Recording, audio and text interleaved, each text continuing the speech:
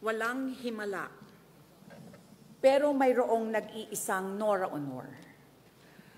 Ang kanyang tunay na buhay ay isang pagpapatunay na walang imposible. Kahit para sa isang batang nagtitinda ng tubig at mani sa rilas ng tren.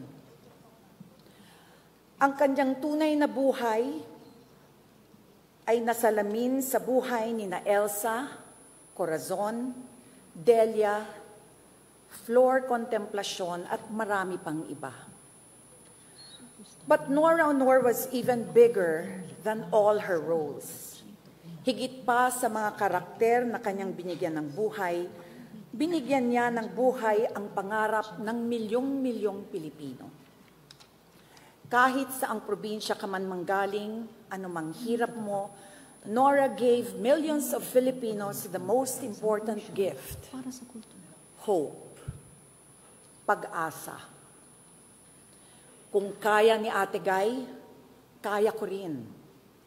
Kabilang ako sa mga Pilipino na nakita ang sarili nila kay Nora. Mahirap magpaalam sa isang taong nakaukit sa iyong puso. Makakahanap lamang tayo ng ginhawa sa katotohanang ang kanyang alaala ay walang kamatayan. Alam ko pong Nora Aunor means so much more to so many.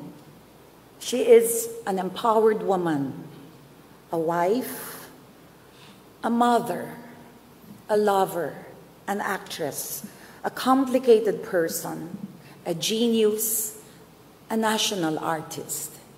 Pero para sa aming mga solid Noranians, Nora is our Ate Guy, our superstar.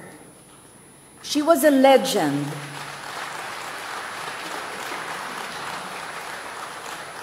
She was a legend while she lived.